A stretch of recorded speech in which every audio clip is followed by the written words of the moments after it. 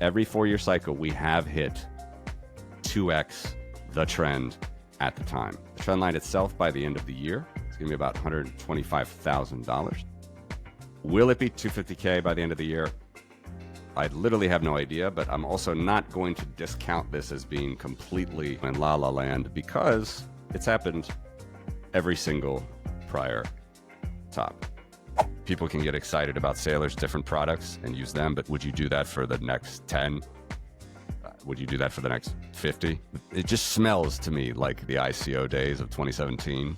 If you don't structure that intelligently, that's not only going to have a negative effect on a lot of investors, but that will probably have a really detrimental effect on the market. I could totally see plenty of these companies being a part of the puke next year, let's say. If we go 2x the power trend and we go to 250K, if you look at the holdings of the central bank as a percentage of the total federal debt, we're actually not at a peak. The Fed held in November 2021, 28.3% of total debt.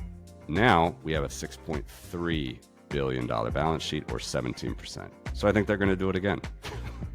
So the beneficiary of that, Matthew, of course, we're bullish on Bitcoin, right? A lot of that capital is going to flow into Bitcoin and other hard assets. Absolutely. Couldn't have said it better myself.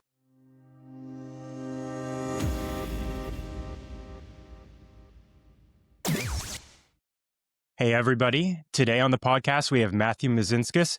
Matthew is an American living in Eastern Europe who is the founder of the Crypto Voices podcast and Porkopolis Economics. Matthew is one of the leading advocates and popularizers of Bitcoin's power trend price analysis. Matthew, welcome to the show. Hi, Tyler. Thanks a lot for having me. Appreciate it. Looking forward to the chat. You got it, man. So, Matt, I have a good friend who he and I work through a lot of investment ideas together, and we end up making a lot of similar trades. And through 2022, 2023 is kind of when I orange pilled this friend of mine. We were going to the gym every day, and I got to say, nobody got us more bulled up than Matthew Mezinskis in your power law thesis. We were really, we were squatting the most we ever had when we were listening to your podcast together. But, tell us, first of all, what the power law trend of Bitcoin is, and, why it is, in your mind, the best fit for Bitcoin's price and for its adoption. Get us pulled up again. Sure, yeah. And just a warning to the listeners, viewers, I was just at Fred Krueger's Bitcoin Alpha conference in LA.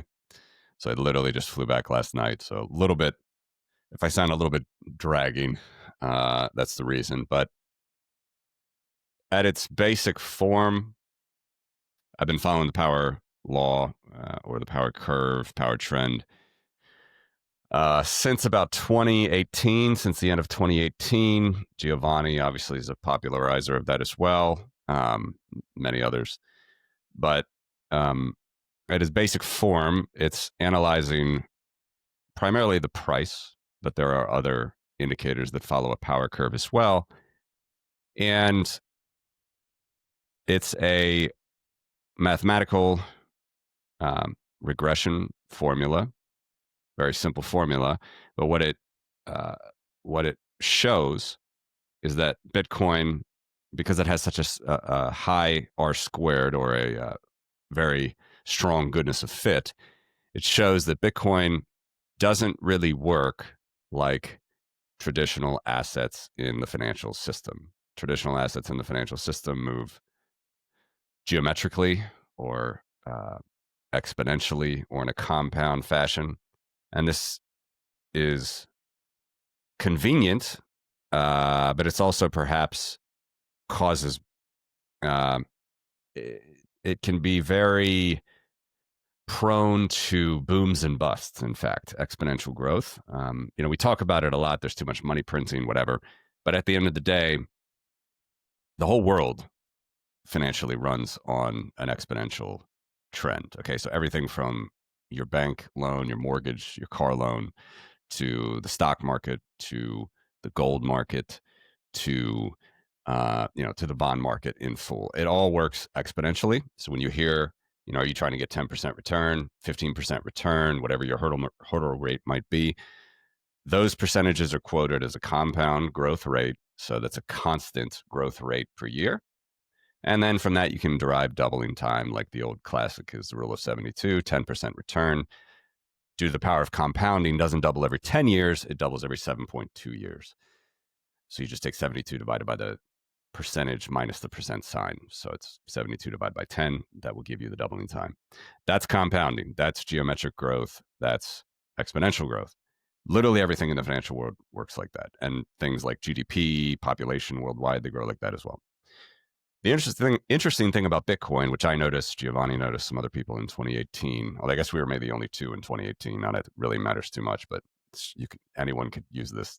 And you just plot in Microsoft Excel and you find the best fitting trend line. It's not going to be exponential; it'll be power. What it shows is exponentially. First of all, if it's log linear, it's going to be a straight line, and we can show this in a second here. But with power, you have to go log for it to be a straight line. And without getting too much into the math yet of what that means, basically means that it grows in proportion to itself across whatever you're measuring. So in the case of the power curve with price, typically we measure it, the y-axis is the price, typical as you might expect. That's what we're trying to solve for with the regression. And the x-axis is not the dates, but actually days. That's how you do regressions. So, it can be milligrams or whatever if you're doing drug efficacy, or you can do it with anything. But when you look at a power law in time, which is what the power curve, like when you see on Twitter and stuff, and if you put it on log, it's a straight line. What you're actually seeing on the x-axis is days from the Genesis block. And that might be kind of the weird thing for some people, and sometimes the stats programs mess that up. You gotta understand that that's where you're starting is the Genesis block. But if you get past that hurdle, basically the x-axis is days, and then once you do all the math, which we can get to if you want, but once you run all the math, you can run to something that's similar to doubling time in some respect. Like we can find what it means to double the power curve of Bitcoin. But it's not, in fact, a consistent, constant number. So exponential growth, like I just said, if you run a 10% return, your investment will double every 7.2 years. And that's constant. The next 7.2 years, it doubles. And again, and again. That's how TradFi works. But with Bitcoin, it's a proportional growth. And we can talk about what else we see in the power, in the world markets, or just the world in the natural world that runs in power. But what Bitcoin does, if you run all the math, basically what happens is you figure out how many days we have had in the life of Bitcoin, and you add about 13% more, a little bit less, 12.7% more, and that will give you doubling. So you notice that's not a constant figure. So when Bitcoin was, let's just do very basic numbers, when Bitcoin was 60 days old, 13% would be 7 days.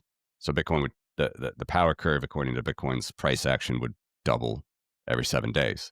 But then when Bitcoin became 600 days old, the doubling time would increase. It would take 70 days. And then when it's 6,000 days old, which is a little bit less than where we are right now, in fact, it takes roughly 700 days to double, or 2 years.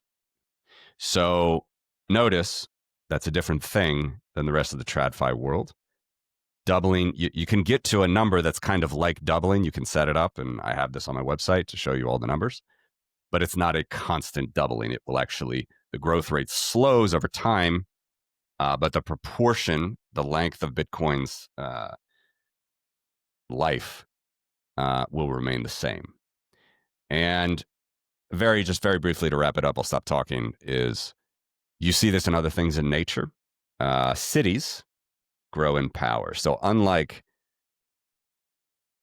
governments, unlike nation states, unlike the world, in fact, even though it does speed up and slow down on an exponential function, cities grow in power completely. So population of London, Paris, 200 years ago, when it was growing very fast and it was green fields, basically more people moving into the city, it's growing very fast. You could say whatever it is, I don't know, 100% per year, let's just say.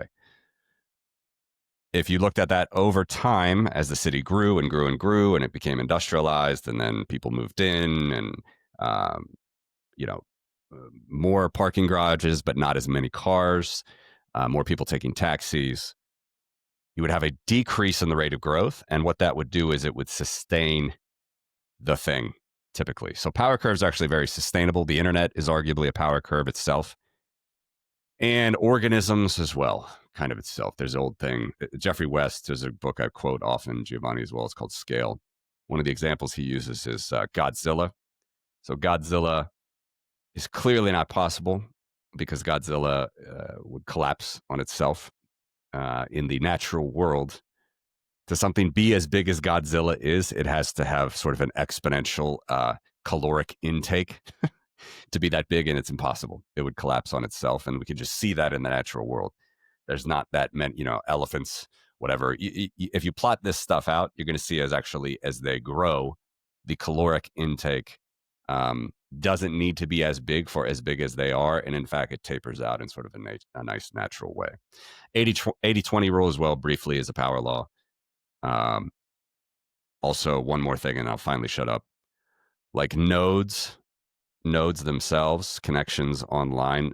If you don't even think about time, but just think about many nodes and then many connections, very similar to an 80-20 curve. You would have basically, and this is the way it works, in the network sort of world, there are few large nodes with many connections, and there are many small nodes with few connections. So those few large nodes with many connections would be your Amazons, your Facebooks, your, whatever, Instagram even, owned by Facebook, I know, but you get the point. And then our personal websites, my website, many other things on the web that don't have as many eyeballs and also don't need as many resources. There are many of those, but with very few connections and different sort of resource constraints. So that's what a power curve sort of means, I guess, in layman's terms, best I can explain it. And I can stop there. Great. Yeah. Thanks for setting the table there, Matthew. So we'll take a look at this here, and you know, just so on a log scale, the curve does look a little asymptotic, but that doesn't mean necessarily that we're late in adoption. On a power curve, we can still be early in adoption, and there's a lot of room to run. So can we take a look at that chart? Yeah. And can you walk us through it? You said on a log scale, it looks asymptotic. On a log for power, it will look like a straight line. So I'll show you. Oh, got you. Just on a log linear, it will look asymptotic. So here's my website, by the way. If anyone wants to donate, feel free. So here's a log linear, exactly what I think you were alluding to. It looks asymptotic. The growth is faster at the beginning, slower at the end. And then you go down here. This is log. So same, whatever, I think this is base 100. So basically every level up, it's 100 times greater. It doesn't matter the base. It can be base 2, base 100, doesn't matter. And then you have a corresponding distinction here on the x-axis, which again, hidden behind this are days. All right, even though I'm showing you the dates just for simplicity. And so you get this sort of stretched idea of like, we can go basically halfway through this chart on the page, and we're still only in 2016. But then as we go, you see that very quickly we get to 2020, 21. So it's stretched out at the beginning on the x-axis and condenses at the right side, just like it would do on the on the north side, on the top side of the y-axis. The net effect of that is a straight line. So that's how that's how you can verify you're looking at a power curve. So here we can go. I run this chart often on my channel and my streams. This is, this software, unfortunately, I'm not great at showing log. I could do it, but it would look kind of weird. So let's just leave it at log linear. So now we're back to what you said, log linear. You get this sort of asymptotic effect, but don't let that fool you. This is, even at log linear, and you see it slowing down, the numbers are still, gigantic, and the return rates are also gigantic, which we haven't talked about. Roughly, we said Bitcoin's doubling every 2 years. That's where we are. But we can get into more of what it means. So one of the things that I do, I draw some trend lines, some percentiles. I look at the way the price deviates from the trend. But before I get too much, I'll stop again. But just to say, I'm not a TA person. I know that you can find it's a dime a dozen on YouTube to tell you where the price of Bitcoin is going in the next 10 minutes or day. That's not what I'm trying to do. I'm more trying to ground people in the idea that the power curve has legs, that it's something meaningful, that it kind of, and this is another punchline I didn't really get to, but since we can graph some things of Bitcoin's network growth, like address growth, the hash rate growth. All of those things, by the way, are straight lines on log scale, means they're power curves. And the price as well. So sort of the getting to the point of all of it is it seems like Bitcoin grows like, surprise, surprise, like a network grows in power, but there are different implications, in my opinion, vast different implications than how even a traditional TA analyst is going to analyze the price of Bitcoin. And I've talked about this a few times on my channel. It just over log space, and now I'm going to have to show you an actual exponential chart to show you the difference, but over log linear space, you just get this sort of gently sloping curve. You do not get a straight line. And in literally every other financial asset in the world, you would get a straight line would be this black line. And I can show you another one, like a price of gold or something as an example, but you just don't get that in Bitcoin. So the takeaway is, this is very interesting. What does it mean for the future? There's a lot of questions.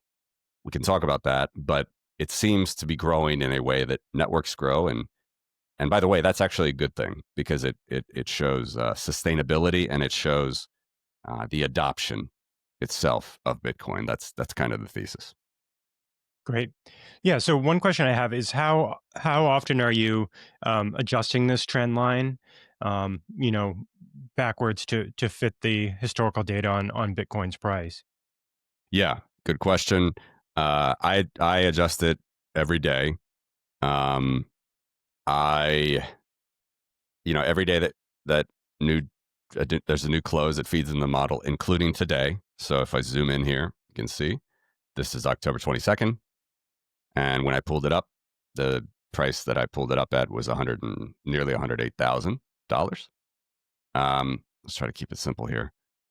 The trend line itself, my trend, which by the way is going to be different than others' trends because it depends on primarily early pricing data. Mine's a little bit higher actually than others, but whatever, it is what it is. I spent a lot of time in the early data. I started my data in Bitcoin Pizza Day. Laszlo, that 10,000 Bitcoins for 2 pizzas. And so I'm showing $117,800 right now. So we're in fact under trend, which is not too far under, but we're very close to trend.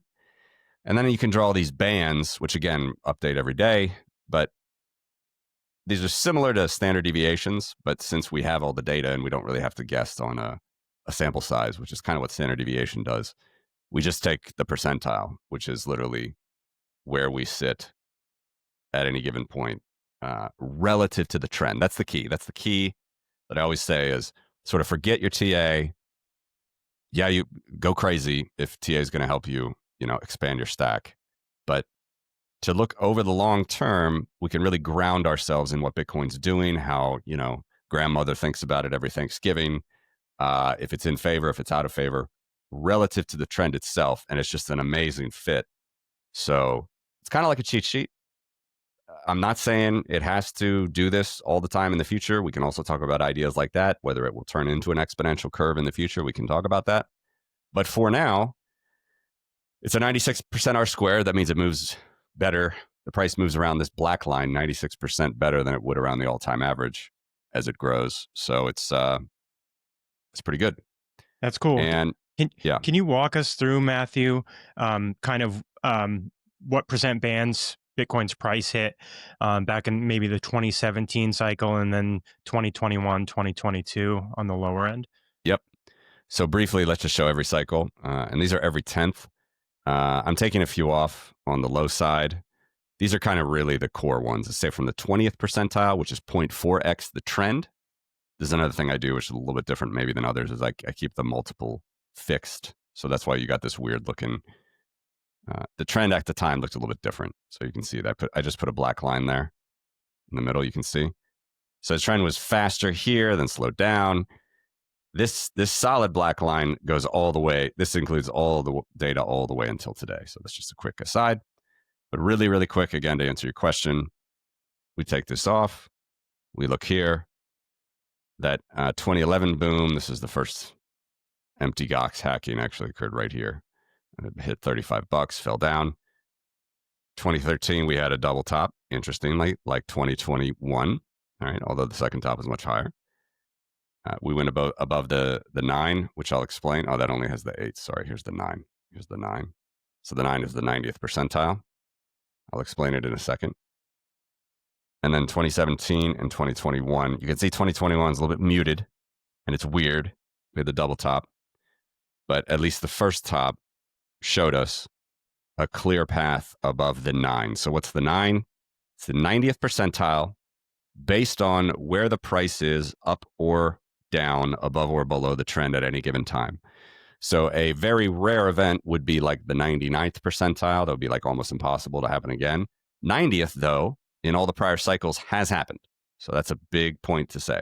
Like statistically, I know it's kind of a simple thing to say with the 4. I know everybody has their opinion on whether they're going to have a 4-year cycle or not, but every 4-year cycle, we have hit 2x the trend at the time. All right. So I'm not saying it has to happen this time, but I'm also not going to discount it. That's my main takeaway for everybody. Let's just assume, very simply, we get to it by the end of the year. The trend line itself, now I'm going to have to put the all-time trend in the black line. The trend line itself by the end of the year, it's going to be about $125,000. All right, you see there, it's the play button. And the 90th percentile 2x, of course, is double that. Okay, so will it be 250x by the 250k by the end of the year? I literally have no idea, but I'm also not going to discount this as being completely, in la la land, because it's happened every single prior top. And even though this was very muted and weird, this double top in 2021, we did get it. And I could show you, even I have the top 10 percentiles, meaning 91 to 100. I can show you that chart if you want, but it's been above a few of those. So that's how I'm looking at it. Yeah, that makes sense. So looking right here, it looks like since the pump kind of following when ETFs went live in 2024 on Bitcoin, it looks like the Bitcoin price is really chopping around that regression line. Yep. So what do you think? What do you think about that muted, I guess, volatility compared to previous cycles? How do you think about this so-called cycle that we're in? Is the 4-year cycle continuing? What would you need to see to be convinced that cycles are going to continue or not continue? Yeah, great question to ask, and everybody's talking about it, as you know. I very simply say, look, yes, this is totally different. This cycle, specifically from the ETF boom. You could also argue that the ETFs kind of front ran this cycle, right? I mean, that was a 10-year project to get ETFs approved. They got approved, politically charged at the start of 2024 with the Biden admin, still in power, and crypto, Bitcoin people finally getting some more say. I know it's been all different, but my simple thesis is I'm happy to say that the 4-year cycle is over when we don't get above this number 9. And that is the 90th percentile. And I would even maybe say it's not over if we still get above the 8. All right. So just to tell you, the 8 is 167,000, totally achievable by year end. As we know, Bitcoin can pump. And that's how I'd say it. Like if we come to say this time next year and we're still either chopping around this regression line or we've had a big drop, then I'd say the cycles are done. Yeah, if that were to happen, say we didn't tag the 80th percentile or the 90, Matt, h- do you still think the power trend line is still a valid, kind of way to model Bitcoin's price? How do you think of the power trend if the volatility is dampened? Yeah. So one thing to say is, never be married to your models or anything. I'm certainly not married to this. It could change. Um, I can show you some charts about the possibility of how it maybe could change. Right now, though, it's far and away a better fitting model than um, anything else. And let me just show you. Let me find it. I have so many here, and I can't find it. Where did I put it here? Okay, so I got to take a bunch off, and then we can talk about it. So very, very, very simply, here's an exponential trend. All right, as we talked about, log linear. If you find a straight line on what you typically just say log scale, right? So one log linear, then you know it's an exponential asset.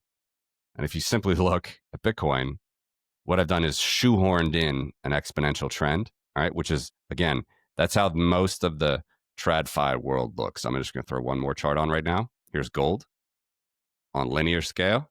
Let's put it exponential. It's a straight line. Let's take away these Mm-hmm. percentiles. But this is the regression right through it. You can see we're way over the regression right now. 4K gold when the exponential trend over 50 years is 2K. So we can talk about the implications of that. But this is clearly an exponential trend. Not an amazing R squared, but it's the best R squared, 79%. So now let's go back to Bitcoin. I told you that, or you saw, if you look in the tooltip here, 96% R squared for this black line.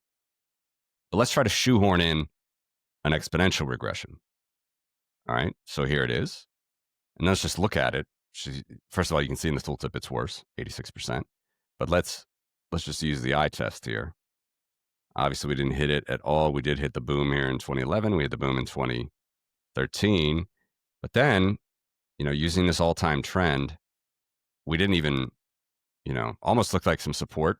Okay, this could make some technical people look good. But then we fell below it here, and then we're above it in 2021. And since since the start of 2022, we've never touched an exponential trend line for Bitcoin. Whereas if I just put the power trend back, you can see it's way better. Not only is the R squared 10 points better, but it just hugs the price better. So we're going to have to see a lot more. It's a long-winded way of saying we're going to have to see a lot more before the power trend sort of becomes invalidated, which Mm-hmm. it could happen. It could do, but not even close. Not even close at the moment. And we can look at some other, I have stock to flow models here, other things if you want. Sure. Yeah. So yeah, key price points again to look at are that like 167 is the 80 percentile, 250K is that doubling of the power, with the 90%. So if the 4-year trends continue, that's what we'd expect to see around the end of year, based on historical bull markets. Can we jump out a little bit for fun, Matt? Maybe Absolutely. 4 years to 28, 29. Absolutely. So that's the beautiful thing about regressions. They give you a nice flavor. And again, we can even go to crazier numbers if I expand it out, but let's just let's stick between the 20th and the 90th.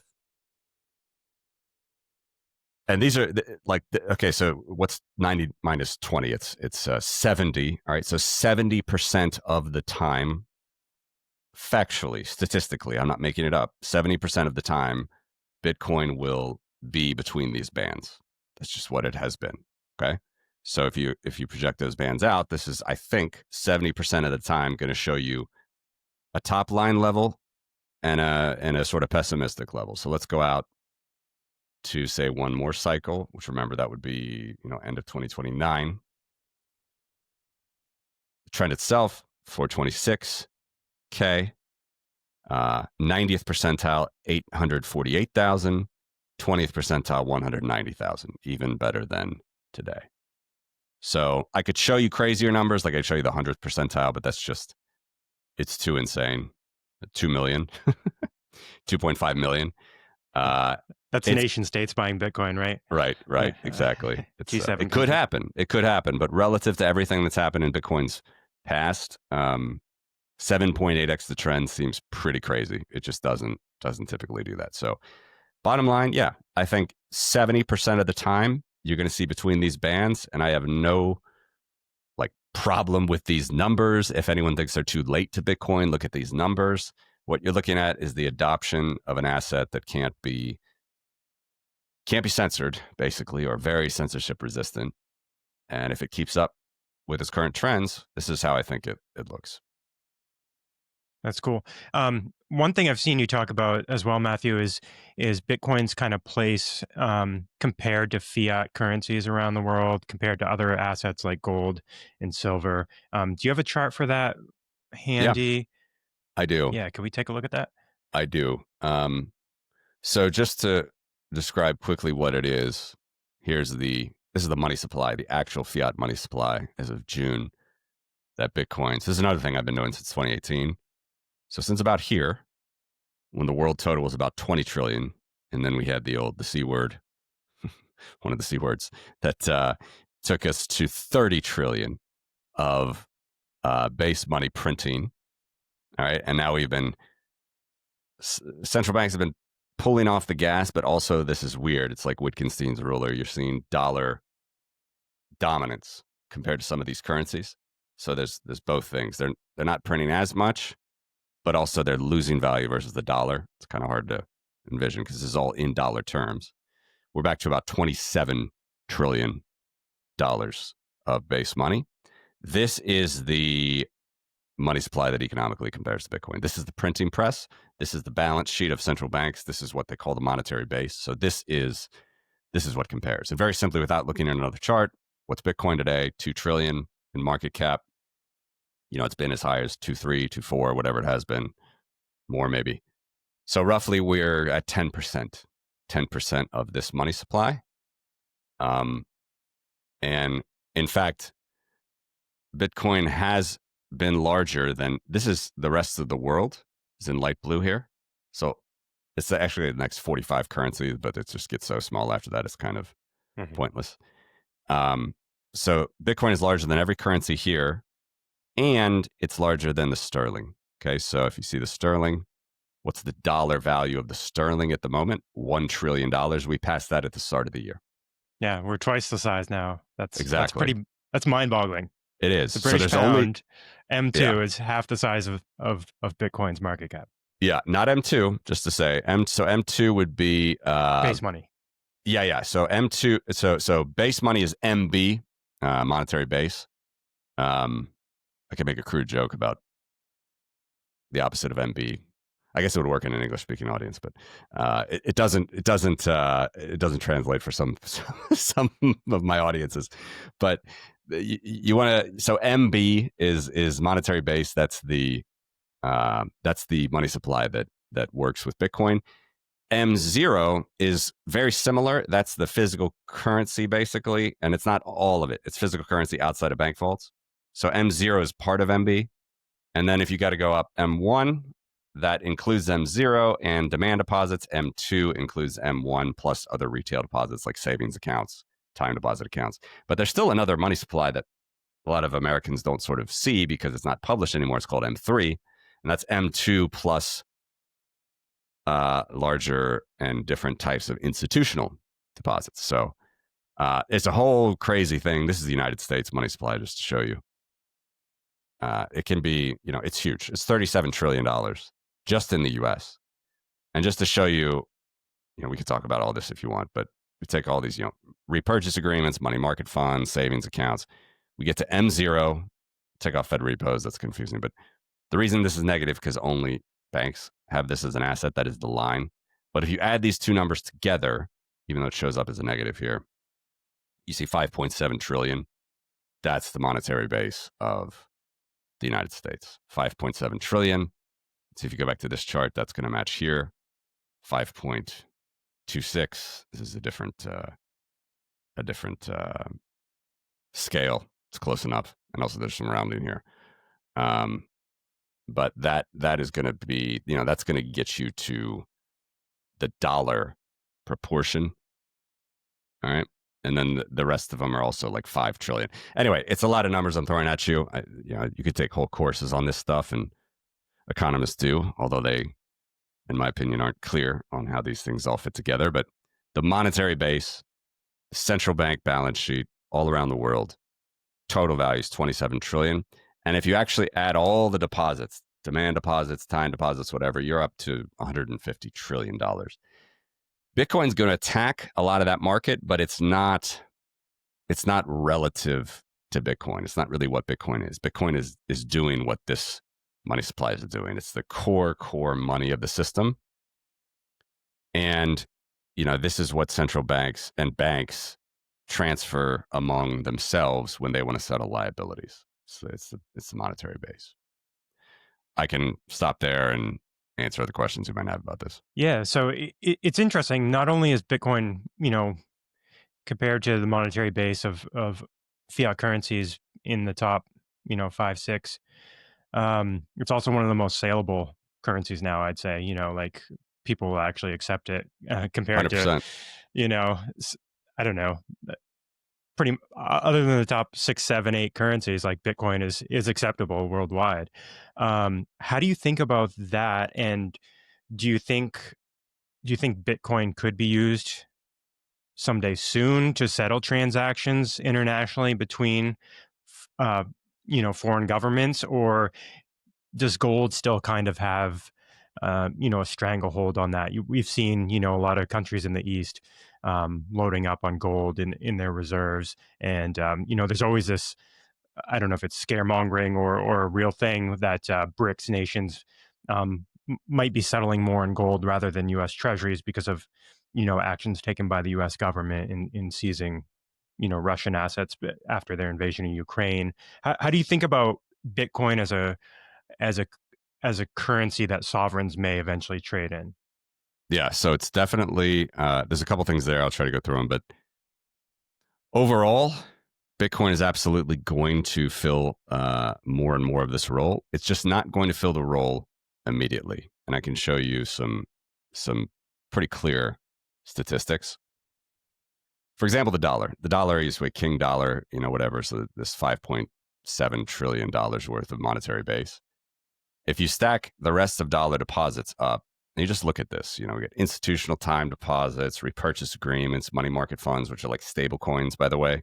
So the money market fund market, you can see there between retail and institutional, that's number 4 and 6 on my chart. You're at $6.4 trillion. It's massive. It's bigger than Bitcoin itself. And by the way, other currencies also have these, right? And you made a good point to say, like, why would you want, rupee, euro dollars? Euro dollars, by the way, just means offshore dollars. So why would you want rupees in your US bank account, or euros, whatever? Maybe for a few people sending remittances, but other than that, there's zero need for it. And there's a few cloud banks that can help you with those things. But regardless, even if we think the dollar is going to zero tomorrow, whatever, you just look at this chart and you see how many people in the world rely on this liquidity. It's just not. And they're not going to let it go to zero.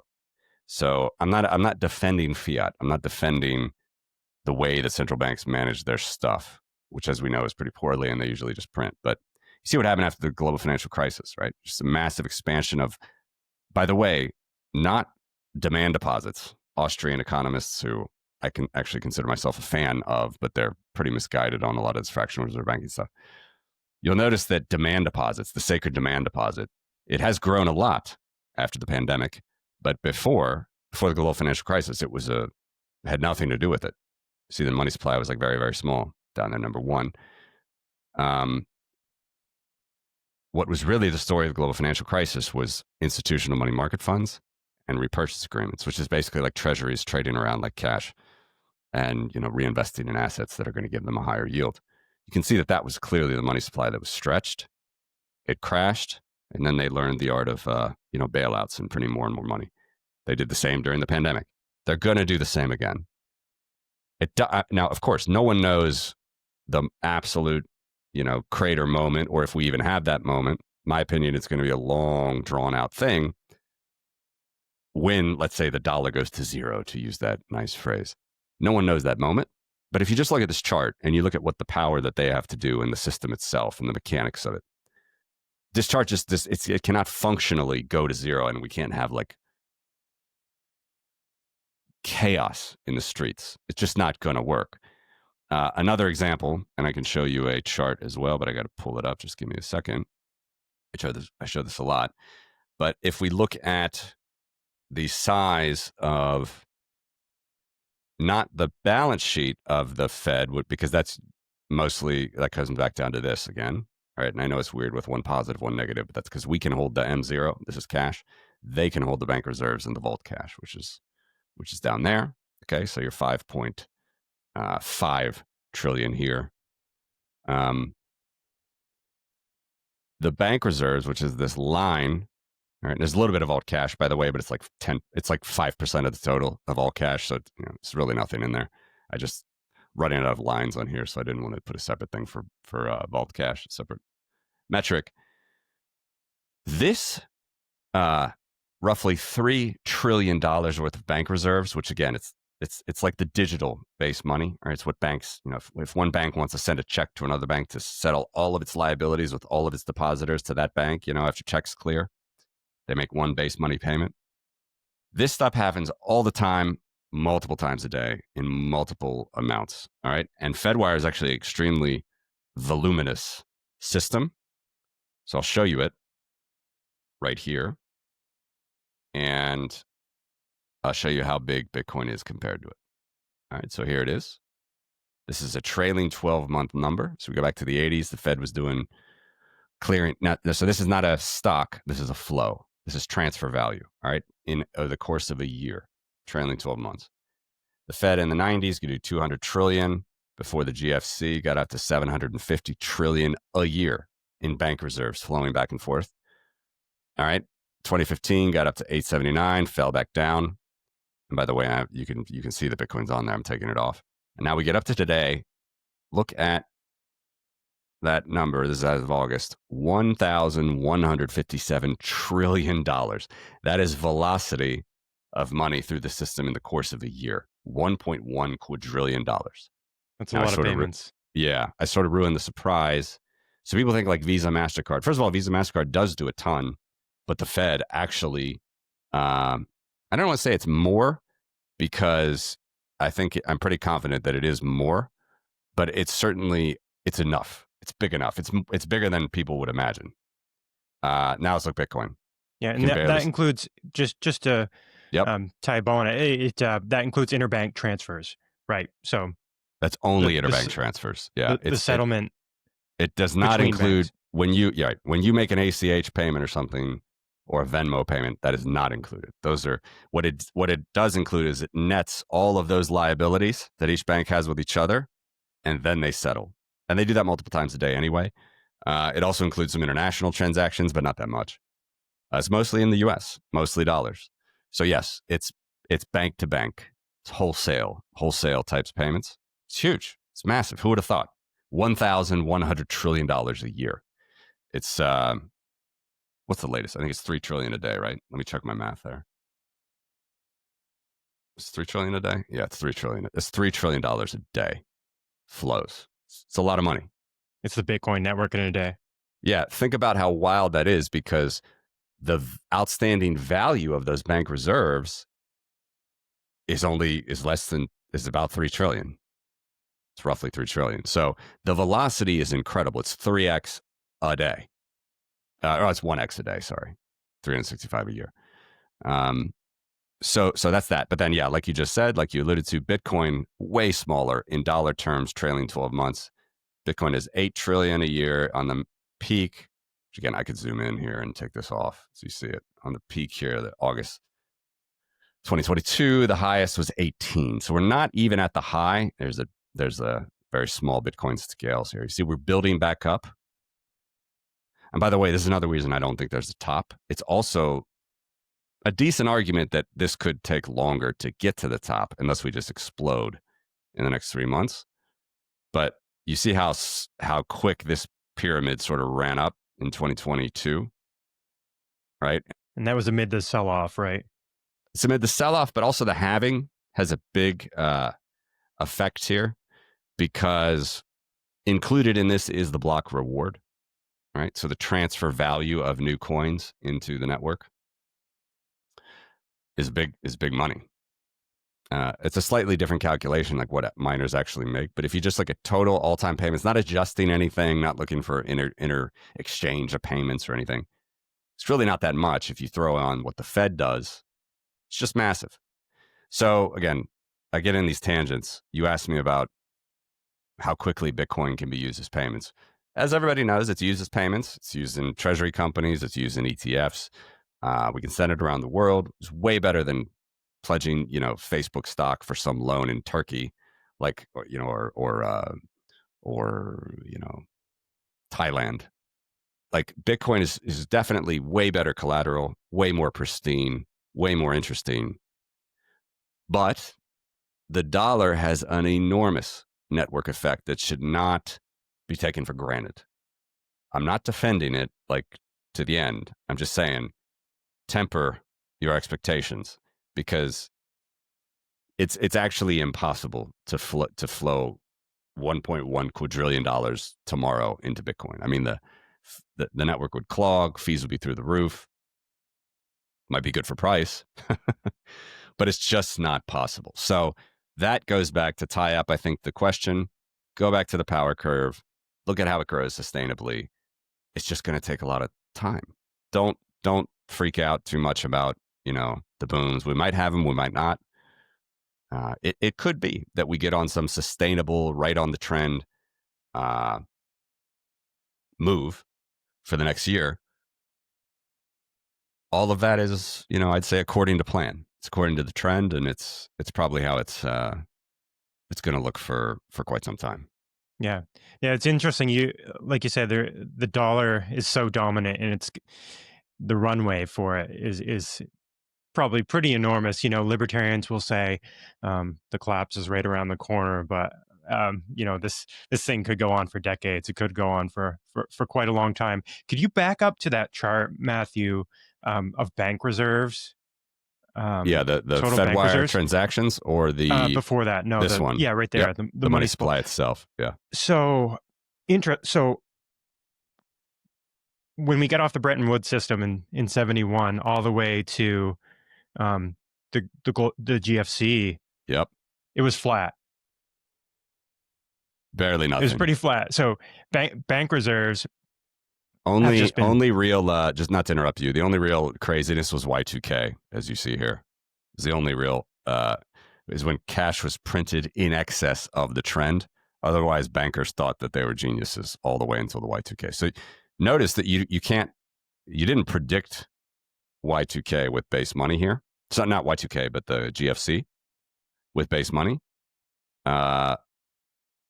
Yet this still is core of the system money that I think is most comparable to Bitcoin. Yeah, so we've got dwindling bank reserves.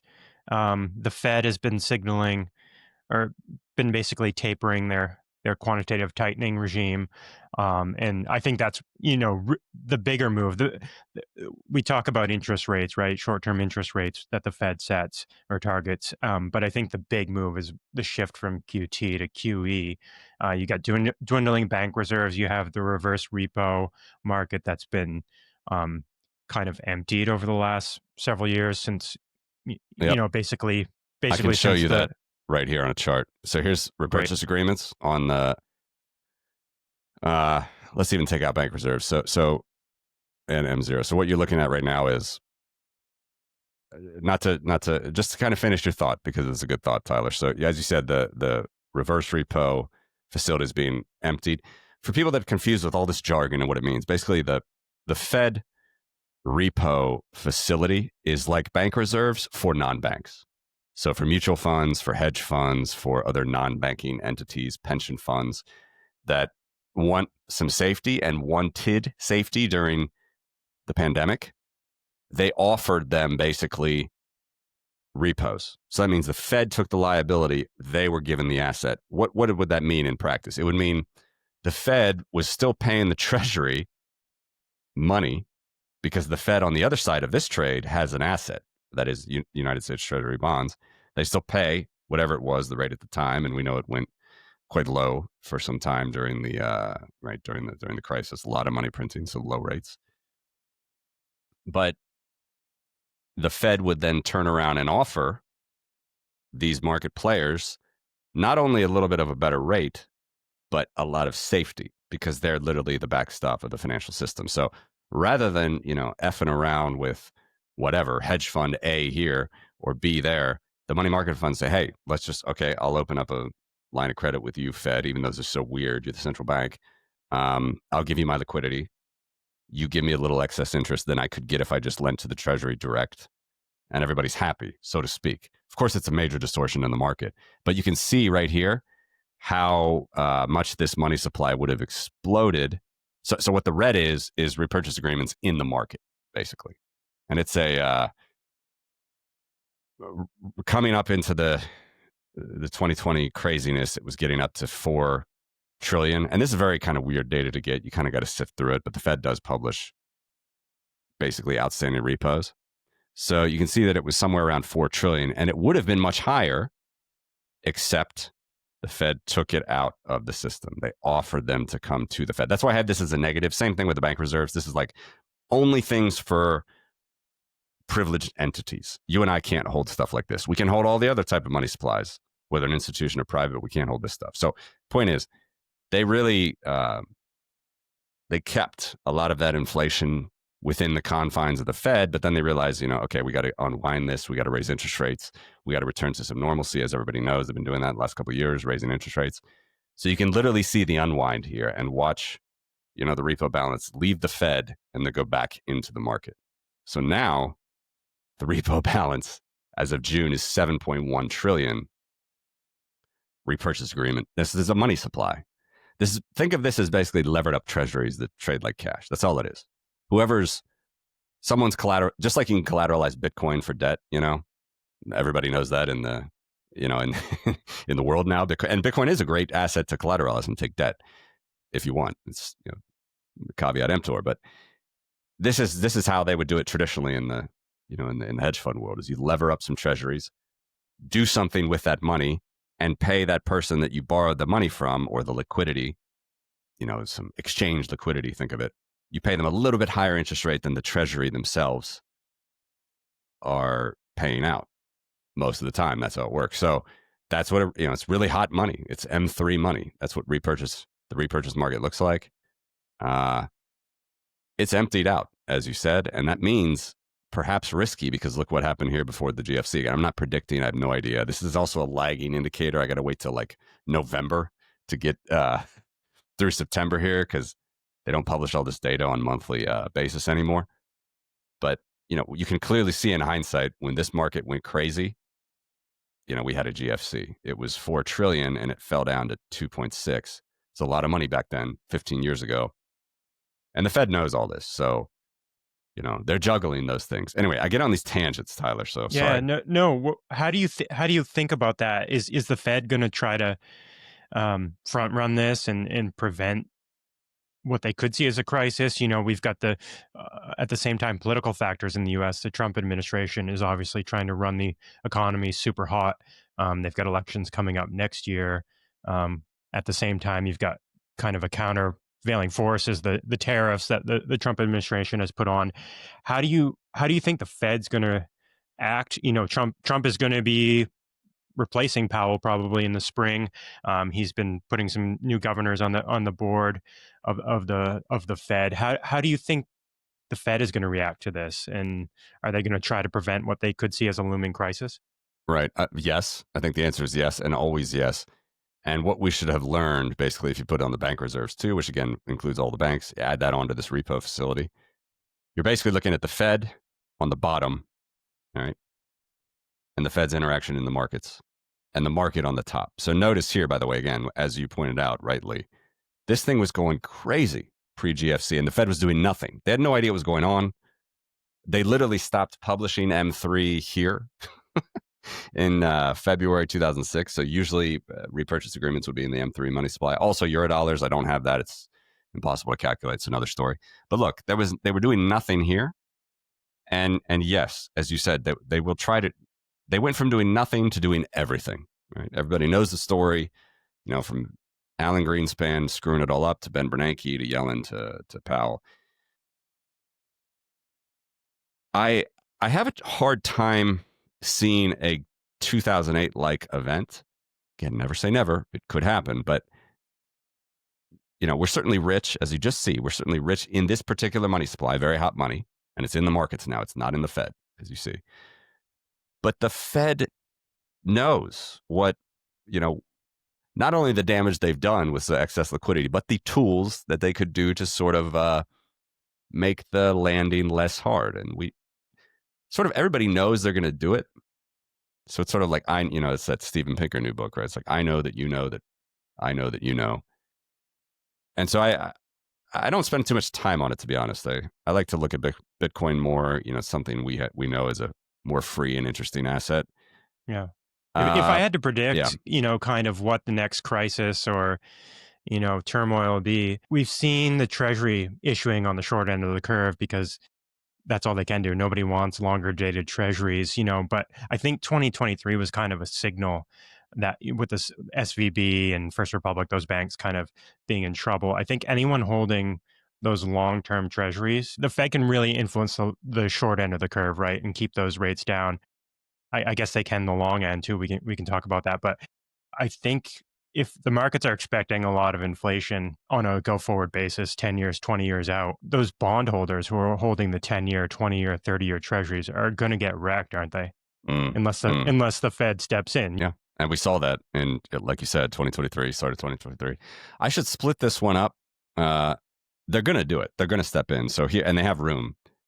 So here's, again, 200, not again, but for you, I show this a lot. Here's 230 years of U.S. debt. I could show you during the Civil War, massive debt increase, right? Went from like under $1 billion. Andrew Jackson paid it down. I'm not saying, a lot of people think he's like a saint, but, also he had the Indians, Native American problem under him. So it's, there's no angels in any of these stories. So, but we go to 3 billion from like under, 500 million for the Civil War. You look at, without doing the whole history, World War One, massive boost. World War Two, massive boost. Fed, as most people know, opened its doors in 1914. So let's put the holdings of the central bank of debt on. They're the whale in this market. And you're right. I really should split this between long and short term. I don't have it, but the Fed influences short term more than anything. But still, if you look at the holdings of the central bank as a percentage of the total federal debt, the total Treasuries outstanding, we're actually not at a peak. You can see where the peak was during the pandemic. The max was 28.3%. The Fed held in November 2021 28.3% of total debt. That was 28.9 trillion debt, 8 trillion Federal Reserve, nearly Federal Reserve balance sheet, basically. It actually got it closer to 9, but this is in Treasuries, what they held. Now we have a $37.3 trillion debt as of August and a $6.3 billion balance sheet, or 17%. You can see it's kind of, actually the bottom fell out a little bit even more the last couple of months, but you can see that they have room to do it again. So I think they're going to do it again. Mm-hmm. That's just how I look at it. Could it be very ugly between sort of those first hiccups and then when they do it again? Probably, yes. But I just think everybody knows they're going to do it. And Trump especially wants them to do it. And the president always gets the Fed that they want, especially during election year. So maybe the game's just too predictable for everybody. I don't know. But I don't, they have room to run. They could go 10 percentage points higher, easy. And they wouldn't be at the all-time high. Right. So the beneficiary of that, Matthew, of course, we're bullish on Bitcoin, right? A lot of that capital is going to flow into Bitcoin, other hard assets. Absolutely. Couldn't have said it better myself. That's why we're bullish here. I'd like to talk, if you've got a little bit of time, real quickly, sure, about the Bitcoin Treasury phenomenon. So our audience is really into that, into strategy, what they've done over the past 5 years to tap into the equity markets and give exposure to Bitcoin to people who otherwise may not be able to access Bitcoin, or some people who want a little extra sauce on the Bitcoin trade and want to lever up. one thing they've done, I guess throughout, they started with convertible bonds, trying to lever up that way and attack the convertible bond market, which is pretty small. But we've seen them over the past year term out this perpetual preferred equity stack. How do you think about what strategy is doing? And do you think there is a market that wants to get into Bitcoin through these perpetual preferred equities? And how do you think about investing in Bitcoin treasuries generally? Yeah. So my answer might be a bit bland and maybe people not as exciting, but I would be even more interested in your and your listeners' take on that. But from what I know of it and what I hear and what I see, here's how I think of it.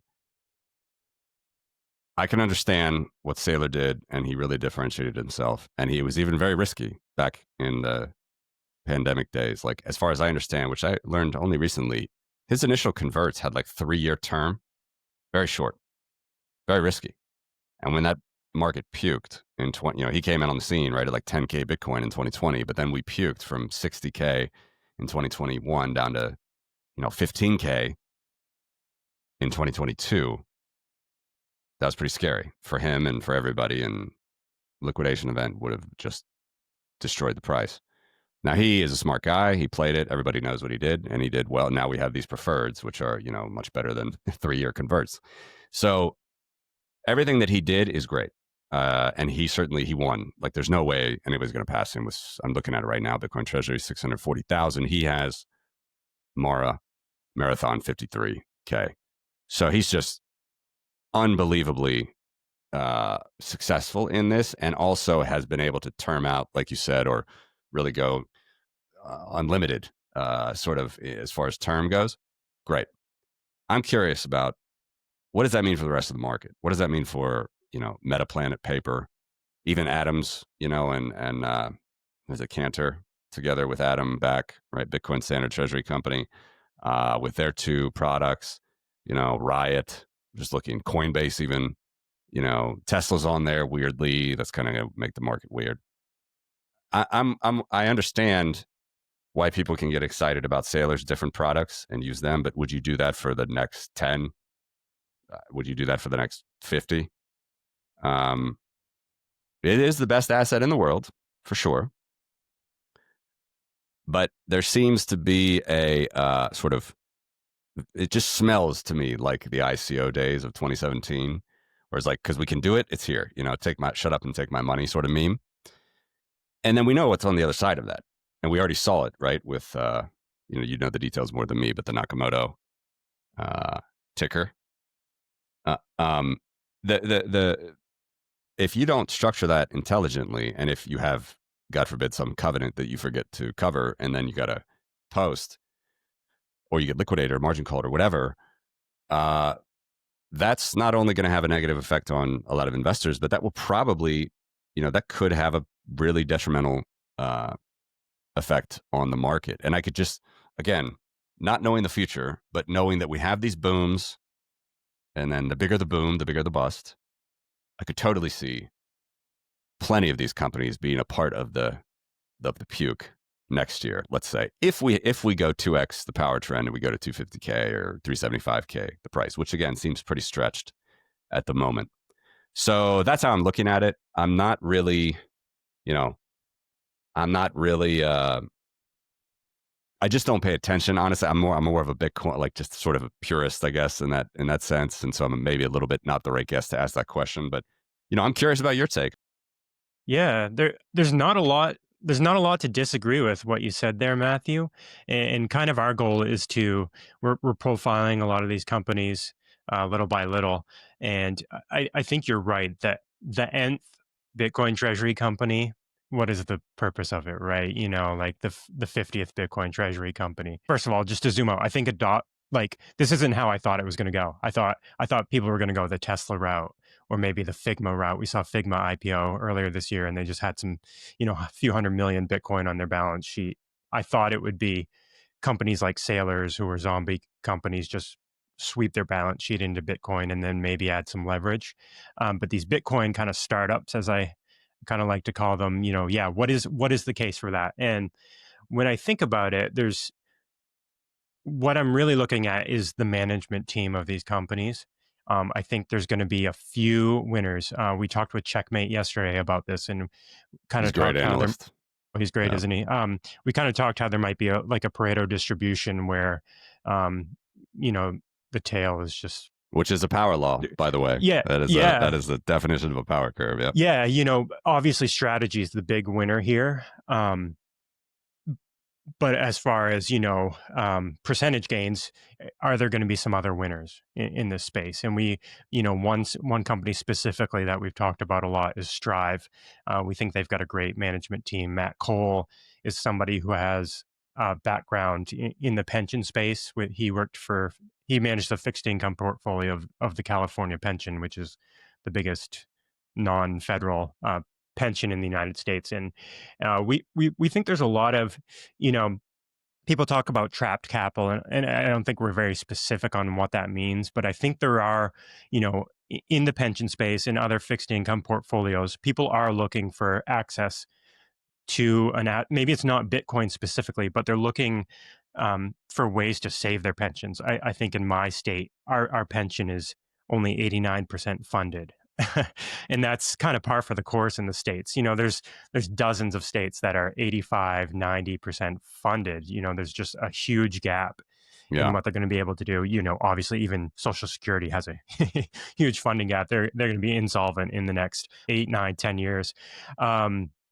So I see Bitcoin as, people aren't necessarily looking for it now, but these Bitcoin treasuries are going to, I think the best ones are going to be able to offer products that match the duration that these fixed income portfolios are looking for. I think there's a lot of hedge funds or maybe private equity funds out there that have mandates to invest in, Russell 2000 type companies, to invest in S&P 600 companies, the maybe not the 500 biggest companies in the S&P, but they're looking to add juice, or they're invested in international funds that are looking for some of the top non-US companies. And I think that's where there is space for these Bitcoin treasury companies, if they can survive, this next year, and intelligently leverage their company and not dilute their shareholders into oblivion. I think there is a space for some other companies to win. I don't think there's going to be a Bitcoin treasury company for every jurisdiction, like a lot of Bitcoin treasury bulls talk about. I think maybe Metaplanet does have there's a mimetic quality to the Japanese market, and they're just completely yield starved in Japan, which we didn't really talk about today. But that's I think there is a need for the Japanese market to have access to a Bitcoin treasury company. So that's kind of how we're thinking about the space, and we're really trying to be smart about how we invest and how we educate our viewers. First of all, you've got to have a team of Bitcoiners in place who are managing the treasury company. You've got to have guys in place who are reactive to the broader fixed income market and equities market. So that's kind of how I'm thinking about it. It's going to be interesting to see what happens, because like you said, Nakamoto was down 95%. They kind of went to market with some really bad terms on convertible debt, and they had a PIPE, which is a private investment in their company before they went public. And that just, anyone who bought their company at a MNAV of 5, 6, 7 just got totally wrecked. So the entry point into these companies is huge, just like it is with Strategy, right? If you bought Strategy in November of last year, you were buying at a 2.5x MNAV, and the price of Strategy stock has been pretty flat. It's been choppy, but pretty flat over the last year. So I think you're right. In the retail crowd, I think there's a tendency to maybe have that ICO mentality where you're trying to catch up and acquire Bitcoin at lower prices than you were able to, because you think you maybe missed the cycle. But because these companies are built on Bitcoin rather than other tokens, like maybe during the ICO craze, I think there is room for some of these guys to win, and we may be wrong. I think we'll really see in the next 6 to 12 months who survives. I think there'll be a lot of consolidation. And I do think you're right. Pierre Richard was on the podcast, and he was saying that Bitcoin treasury companies could prevent the next crash in the market. And I see that side of the coin, but I think you're also right, Matthew, in identifying that they could kind of cause the next bear market too, right? Yeah, or exacerbate it. Yeah, we could go deeper than we would have, now that we've got a structural bid on Bitcoin with traditional markets. So this has been really valuable, Matthew. I've got a lot more I want to talk to you about sometime. So maybe we can get you back on in a few months onto the podcast. But tell our audience, where they can find you and follow along with your stuff online. Sure. So just at one base money, at the number one base money is the best way. So you can find me on all the platforms, socials, Noster as well at the number one base money. Porkopolis.io or basemoney.com is also where you can find some charts and some information on the money supply. And yeah, just to finish, continue your thoughts, Tyler. I agree. I mean, it's not something that I'm hoping for. If it, the market goes into a deep bear, and all indications are perhaps, or not to say all indications, but indications could be that we continue on this power curve. A lot of people that say we're not going to have a boom or a bust anymore. I wonder if, like, I asked them then, I'm like, okay, so what trend line is going to follow? And they don't know the power curve. So I do think, if you at least give a little bit of attention to what the power curve is saying, you're in the 1 percentile, because there's just not, Wall Street's not thinking this way. A lot of people aren't thinking this way, and it's growing huge. It's still doubling every year, every 2 years, as we talked about. So yeah, it's going to be very exciting, regardless of what happens in the next 3 months. I totally agree. And yeah, so don't let me, if I sounded any, bearish on Treasury companies or something. I mean, a lot of these people are doing great. Sailor first and foremost, and I'm very curious to see how it'll play out. Yeah, absolutely. Do check out, viewers, porkopolis.io. Play around with those charts if you want to get bulled up. But there's a lot of great signal and alpha to be gleaned from Matthew's site. So one thing we have all our guests say before they leave, Matthew, is stay orange. Stay orange. All right, ladies and gentlemen, the most bullish Bitcoiner you know, Matthew Mezinskis. Thanks, Tyler. Appreciate it.